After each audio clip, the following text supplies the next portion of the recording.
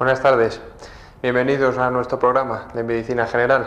Hoy seguimos con las neumonías, estuvimos el último día hablando de ellas, hoy seguimos con las neumonías, pero seguimos con las neumonías, ahora las intrahospitalarias, las que se cogen dentro del hospital.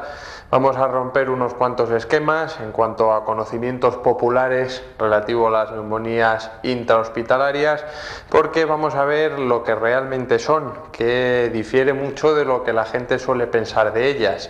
Vamos a hablar de las neumonías intrahospitalarias, de cómo se cogen, de qué son, del tratamiento que tienen, y luego vamos a hablar de las enfermedades profesionales pulmonares, enfermedades que se cogen en pulmón por determinados trabajos. Enfermedades que no son solamente propias de los mineros, que era el ejemplo más clásico que había, sino que son enfermedades que afectan a población bastante cercana a nosotros, como pueden ser todos los trabajadores de la construcción, aparte de profesionales de las canteras y similares, pues los albañiles normales de la construcción también pueden tener este tipo de problemas. Vamos a ver cuáles son los más implicados, qué les puede pasar y cómo tratarles. Empezamos con las neumonías. Neumonías nosocomiales, que significa lo mismo que las intrahospitalarias, son aquellas que se cogen dentro del hospital. Generalmente la idea normal que se suele tener es que son neumonías que uno coge cuando va al hospital y hay por allí un bichito maligno, tenemos aquí un bichito maligno con antenas y este bichito está pululando por ahí y cuando llegamos al hospital lo cogemos y tenemos una neumonía intrahospitalaria. No, totalmente falso. Esto no es así. Este bichito existe, pero no tiene nada que ver con eso.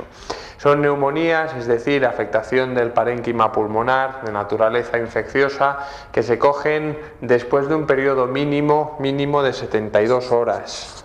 ¿De acuerdo? Y estamos hablando no de una enfermedad que uno coge cuando va a ver a Manolito que está ingresado. No, estamos hablando de enfermedades que coge Manolito que está ingresado en el hospital. ¿De acuerdo? El paciente del hospital, que además tiene una serie de características que lo definen, una serie de características que nos hace pensar que puede coger una neumonía y una serie de características que a nosotros nos alertan de que hay que tener mucho cuidado con Manolito para que no coja una neumonía.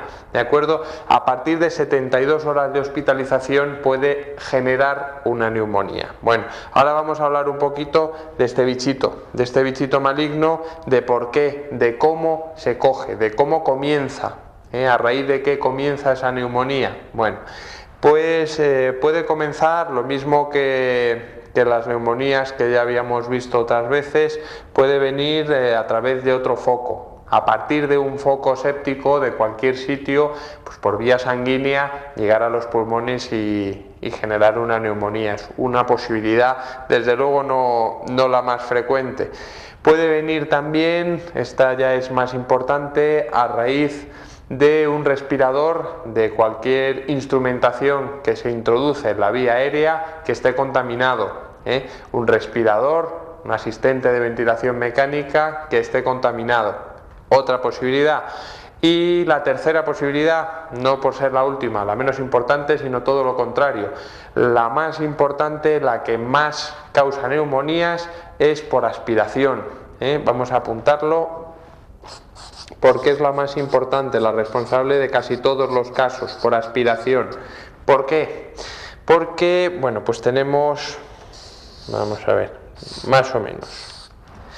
Esto de aquí es el esófago y esto de aquí es la tráquea. ¿De acuerdo? Esto es la tráquea, esto es el esófago, aquí estaría la epiglotis. ¿De acuerdo? Bueno, no llega tanto. ¿Qué es lo que ocurre? En algunos casos se producen aspiraciones y algunas bacterias que están o bien arriba en la garganta o bien más abajo en el esófago o en el estómago, esos gérmenes, esos bichitos malignos que tenemos ahí pasan a vía respiratoria. Aquí tenemos la epiglotis que cierra la tráquea cuando nosotros tragamos. Cuando tragamos saliva normalmente, cuando se traga algún alimento o algún líquido, la epiglotis cierra la tráquea para que no entre nada a la vía respiratoria, ¿de acuerdo? Pero hay una serie de circunstancias, ahora las veremos, muchos, que hacen que esto no funcione como debe y se produce la neumonía nosocomial a raíz de esto. ¿Por qué? Porque pasan bichitos del estómago por aquí o de la garganta por aquí. ¿De acuerdo? ¿Qué circunstancias son las que hacen que nuestro bichito malvado se nos cuele donde no debe? Bueno, pues entre otras cosas, ya hemos visto que directamente podemos meterlo si colocamos un ventilador, por ejemplo, ventilador mecánico, no quiero decir un ventilador de los que dan aire, un aparato de ventilación mecánica. Un pulmón artificial no exactamente, lo que nos hace respirar cuando ya no podemos por nosotros mismos. Entonces, pues en un hospital hay muchas situaciones que pueden provocar esto. Entre otras cosas, pues importante decir que una persona normal y corriente, sana, pues hasta un 50% de la población sana sin ningún problema en su casa durmiendo en su cama tranquilamente, hasta el 50% de ellos pueden tener aspiraciones. Tienen aspiraciones, es decir, tienen paso de contenido de la vía digestiva a la respiratoria, hasta un 50%. Evidentemente lo que ocurre es que cuando existe esa aspiración es muy pequeña, son valores muy pequeños y los mecanismos de protección que hay en la vía respiratoria, que ya hemos hablado de ello, transporte mucociliar, es decir, esos cilios que hay, esa mucosidad, hacen que lo que no debe pasar vuelva a salir para afuera para que no dé problemas. Eso en la población sana. En los que están en el hospital, pues existen muchos factores que hacen que esto no funcione como debe. Muchos factores como cuáles, pues en primer lugar son personas que están mucho tiempo encamados, están mucho tiempo en la cama y eso favorece las aspiraciones. Son pacientes que suelen tener un nivel de conciencia disminuido. Evidentemente el que está enfermo grave, pues no tiene el mismo nivel de conciencia que una persona normal. Ni siquiera es igual durante el sueño. No es lo mismo el sueño de un paciente comatoso que el sueño de una persona normal que se duerme. ¿De acuerdo? Son situaciones distintas.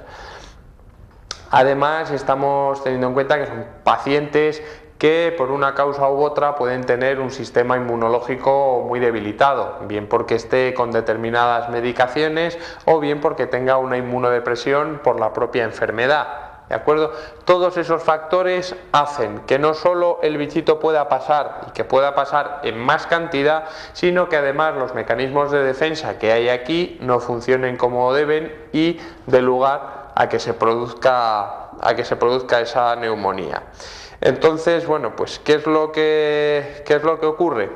¿Cómo se demuestra? ¿Cómo empieza? ¿Qué clínica tiene esa neumonía?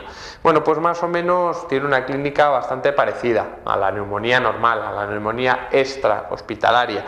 Suele comenzar con escalofríos y un proceso febril agudo, con síntomas respiratorios que ya hemos mencionado alguna vez, aparece tos, generalmente acompañada de expectoración, aparece también disnea, puede aparecer dolor torácico, eso por un lado en cuanto a síntomas respiratorios, y luego tenemos el apartado de los síntomas generales, ese malestar general, cansancio, mialgias, es decir, dolores musculares de todo el cuerpo, los dolores de cabeza, todos esos síntomas generales en cuanto a la neumonía, la aparición de la neumonía.